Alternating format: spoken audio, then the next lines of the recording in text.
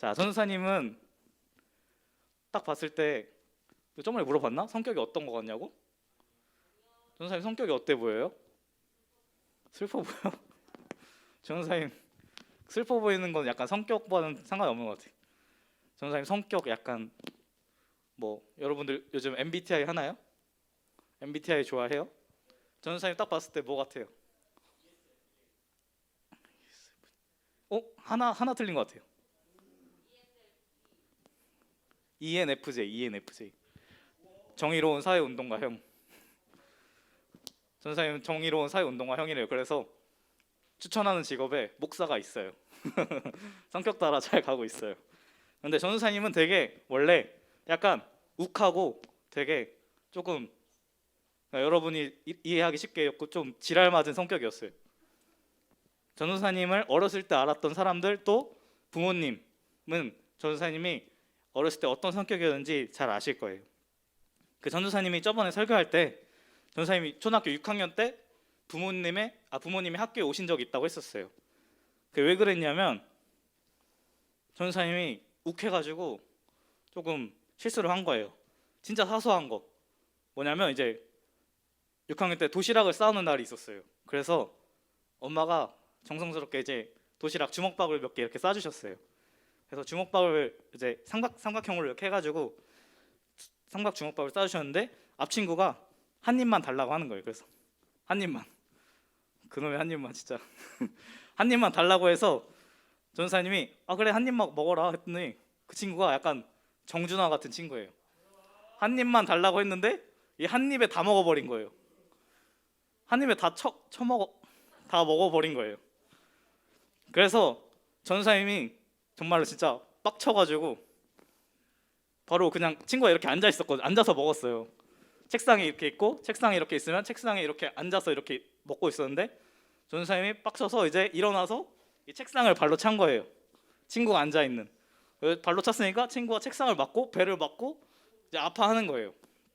근데 솔직히 이 정도면 그냥 애들이 싸웠구나 하고 선생님이 그냥 넘어갈 수도 있은 것 같아요. 근데 그때 담임 선생님이 앞에서 같이 밥 먹고 있었거든요. 이거 다 본 거예요. 그래서 저한테 뭐 하는 짓이야 했는데 전도사님이 거기다 대고 잘하는 짓이요 이래가지고 그래서 선생님이 안 되겠다 부모님 데려와라 해가지고 그렇게 부모님이 학교에 오신 적도 있어요. 그렇게 전도사님이 좀 화가 많았어요. 화가 좀 욱하고 좀 그런 성격이었는데 지금은 그렇게 욱하지는 않아요. 그래서 전도사님을 생각해도 조금 많이 바뀐 것 같아요.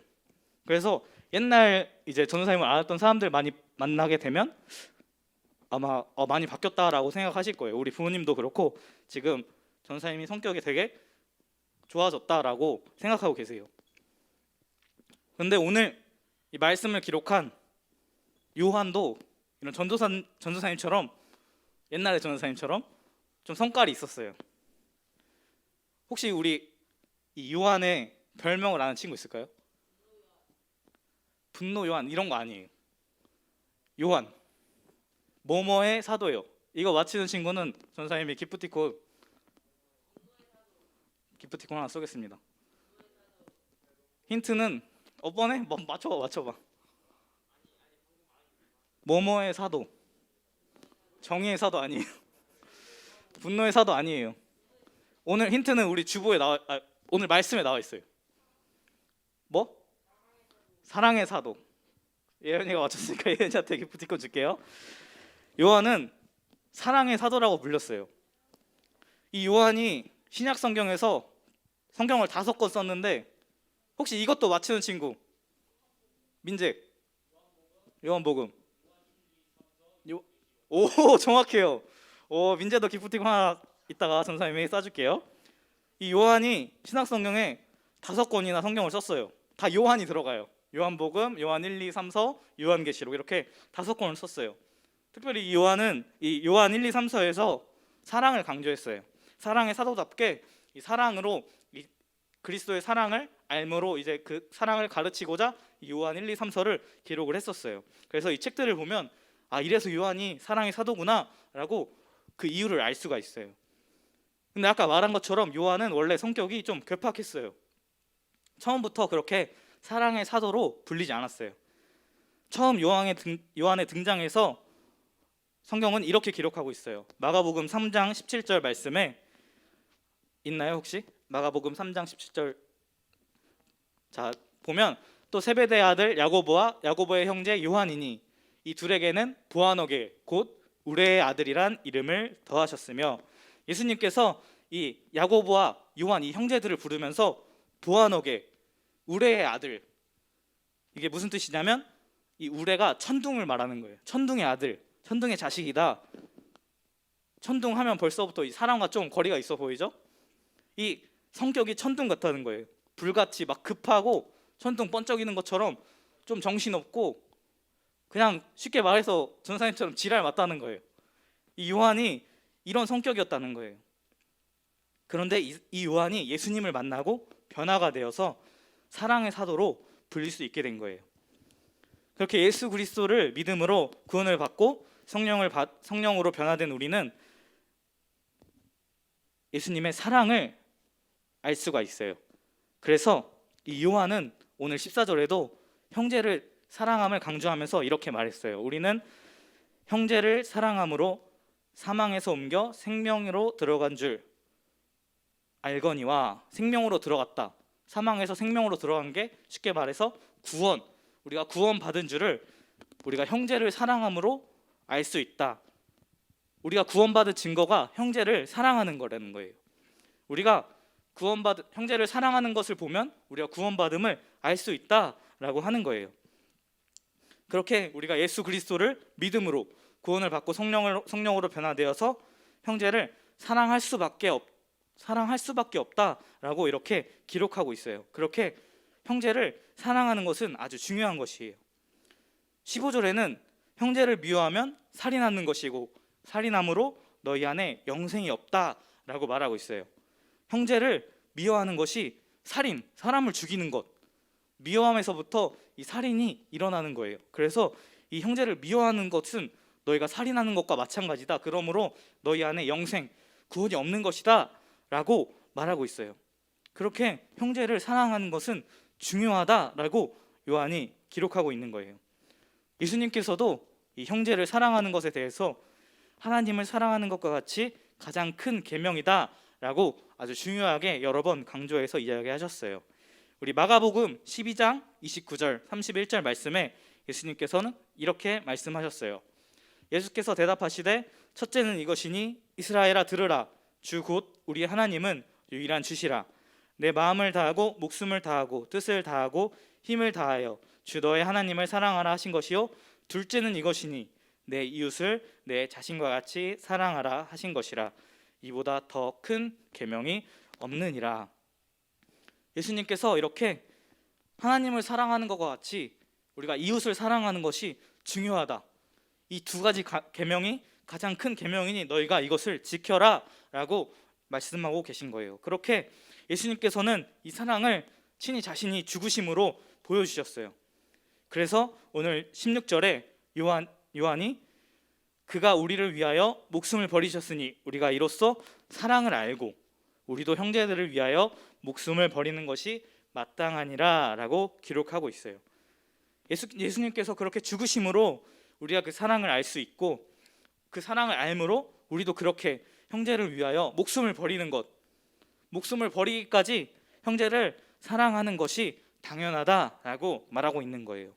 그러니 그 당연한 것을 실천하기 위해서 내가 이웃을, 형제를 사랑해야겠다라고 생각하고 우리가 행할 때 우리에게 성령으로 하여금 사랑의 마음을 부어주셔서 우리가 주님의 사랑, 그 온전한 사랑, 구원받은 자의 증거인 그 사랑, 예수님의 그 사랑을 하게 될 수 있는 것이에요. 로마서 13장 8절 말씀에는 이렇게 말씀하고 있어요. 피차 사랑의 빛 외에는 아무에게든지 아무 빚도 지지 말라. 남을 사랑하는 자는 율법을 다 이루었느니라. 우리 고 옥하는 목사님께서 이 말씀을 설교하시면서 이 빚쟁이에 대한 이야기를 하셨어요.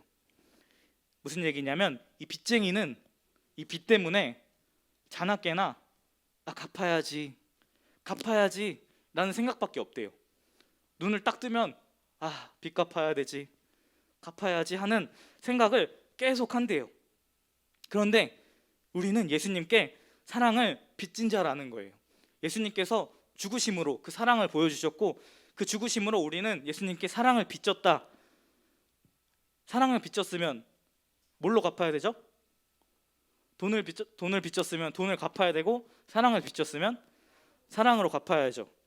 우리는 자나깨나 그렇게 예수님의 사랑을 갚아야지 라고 생각하며 살아가야 한다는 것이에요.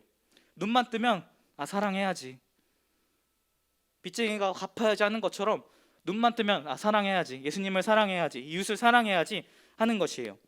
근데 예수님께 빚졌는데 왜 이웃을 사랑해야 돼요? 라고 할 수도 있어요. 이것에 대해서 예수님께서는 이렇게 말씀하셨어요. 내 형제 중에 지극히 작은 자 하나에게 한 것이 곧 내게 한 것이다 라고 말씀하셨어요. 형제 중, 여러분의 이웃 중에서 지극히 작은 자, 어려움을 겪고 있는 자, 힘든 자, 그런 사람들에게 여러분이 한 것이 바로 예수님께 한 것과 같다라고 예수님께서 말씀하셨어요. 그렇기 때문에 우리는 이웃을 사랑할 때 예수님을 사랑하는 것이에요. 우리가 형제들을, 가까이 있는 친구들, 또 정말로 지나가다 보는 모르는 사람들까지도 우리가 사랑할 때 그 사랑이 예수님을 사랑한 것이다 라고 말씀하고 있는 거예요. 그러면 우리는 어떻게 사랑해야 할까요? 우리 18절을 한번 같이 볼까요? 18절에 이렇게 나와 있어요. 우리 같이 한번 읽어보겠습니다. 시작. 자녀들아, 우리가 말과 혀로만 사랑하지 말고 행함과 진실함으로 하자. 우리가 말로만, 혀로만, 생각으로만 사랑하는 것이 아니라 행함, 우리가 직접 하고 진실한 마음으로 행해야 된다고 하는 것이에요. 그렇게 우리가 사랑을 실천하도록 노력해야 한다는 것이에요.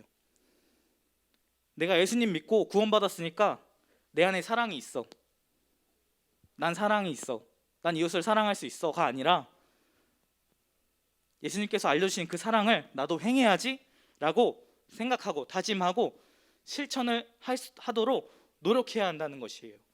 우리가 그렇게 행하도록 노력할 때 성령으로 하여금 우리에게 사랑의 마음을 주셔서 우리가 형제를, 이웃을 사랑할 수 있게 성령을 통하여 하나님께서 알게 해주시는 거예요. 그 사랑의 마음을 주시는 것이에요. 요한도 이렇게 변화되었고, 전도사님도 이제는 정말 아까 말한 대로 많이 바뀌게 되었어요. 전도사님 안에 사랑의 마음이 자라나게 되었고, 아직 전도사님도 많이 부족하지만 정말로 이웃을 위해서, 형제를 위해서 사랑하려고 많이 노력하고 있어요. 이 사랑이란 막 힘들고 어려운 게 아니에요. 17절을 보면 17절에 누가 이 세상의 재물을 가지고 형제의 궁핍함을 보고도 도와줄 마음을 닫으면 하나님의 사랑이 어찌 그 속에 거하겠느냐라고 말하고 있어요. 형제의 궁핍함, 우리 주변에 이웃에 또 모르는 사람이 어려움을 당하고 있는 것을 보고도 여러분이 도와줄 마음을 갖지 않았다, 그러면 하나님의 사랑이 없다는 것이에요. 그러니까 이 다른 사람을 보고 도와줄 마음을 갖는 것부터, 정말 작은 것부터 그렇게 시작하는 거예요. 그렇게 여러분이 시작할 때 그 마음이, 그 사랑이 여러분 안에 자리 잡게 되는 것이에요. 전우사님이 옛날에 고등학교 때 넘어져가지고 이제 허리가 다쳐가지고 허리가 좀 안 좋거든요. 근데 전우사님이 대학교 1, 2학년 때 학교를 부천에서 다니면서, 집이 아버지가 이제 철원에 계셔가지고 부천에서 철원까지 왕복 6시간을 매주 갔었어요.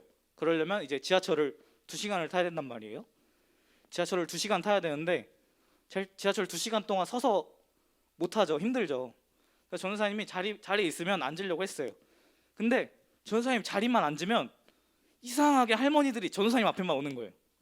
이상하게 조금 이제 어르신분들이 다른 사람들 다 앉아 있는데 뭔가 내 앞에만 이렇게 오는 느낌이야. 내가 좀 전도사님이 좀 자리를 잘 비켜주게 생겼나 봐요. 그래서 꼭 전도사님 앉은 지 얼마 안 돼가지고 이분들이 꼭 내 앞으로 와. 그래서 전도사님이 그때는 이제 나 힘든데, 피곤한데 좀 앉아 있고 싶은데, 이런 마음이 있었어요. 그런데 한 번, 두 번 이렇게 앉으세요 이렇게 양보하고 나니까 나중에는 그냥 오시면 그냥 저절로 일어나게 되는 거예요.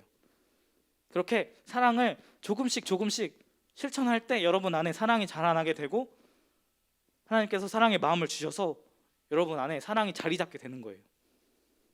뭐 이게 뭐 자랑은 아니지만 뭐 자리 비켜주는 거 어려운 일 아니잖아요. 사실 뭐 힘들어도 젊은 사람이 힘들겠어요? 그 어르신분들이 힘들겠어요? 그 어르신분들이 훨씬 힘들죠. 그런 이해와 사랑이 우리 안에 자리 잡게 되면 정말로 하나님의 사랑을 알게 되고 그 사랑의 마음이 넘쳐나게 되는 것이에요. 그렇다고 막 이제 막 전도사님이 지하철에서 봤는데 전도사님 지하철에 앉아있네? 약간 이런 이상한 눈빛으로 쳐다보시지 마시고 혹시라도 전도사님 좀 큰일 난 것 같아요. 이제 전도사님 앉아서 못 가겠어요. 여러분이 볼까 봐 혹시라도 전도사님이 앉아서 지하철을 타는 것을 보면 조용. 아무튼 그렇게 우리 중등부 모두가 형제를 사랑하는 구원받은 하나님의 자녀로서의 삶을 살아가는 모두가 되었으면 좋겠어요. 구원받았다 하면서 이 사랑을 실천하지 않는 그런 모순된 삶을 사는 게 아니라 내 이웃을 내 몸과 같이 사랑하라 말씀하신 예수님의 말씀대로 사랑을 실천하는 삶을 살아갔으면 좋겠어요. 그렇게 우리가 이웃을 사랑할 때 주 안에 우리가 온전히 거할 수 있게 돼요. 우리가 주 안에 온전히 거하고 정말 주님의 사랑을 누리며 살아가는 우리 중등부 모두가 됐으면 좋겠어요. 그런 구원받은 그리스도의 사랑을 실천해 나가는 중등부 모두가 되기를 주님의 이름으로 축복을 드립니다. 우리 함께 기도하겠습니다. 사랑의 하나님 아버지, 감사합니다. 정말 우리에게 사랑을 가르쳐 주시고 정말 사랑의 마음을 갖게 해주시니 정말 감사드립니다. 정말 우리가 너무나 연약하고 부족하여서 형제를 미워하는 순간이 있을 수도 있습니다. 정말 그럴 때마다 우리에게 성령을 부어주셔서 주님의 사랑을 알게 하시고 사랑의 마음을 주님 우리 안에 정말 부어주시옵소서. 정말 우리가 이웃을 더욱더 사랑하고 주님을 더욱더 사랑할 때 주님께서 우리에게 더욱더 큰 사랑으로 주님 함께 하실 것을 믿습니다. 우리가 정말로 그런 이웃 사랑, 하나님 사랑을 실천하는 중등부 모두가 될 수 있도록 주님 도와주시옵소서. 감사를 드리며 우리 주 예수 그리스도의 이름으로 기도드립니다. 아멘.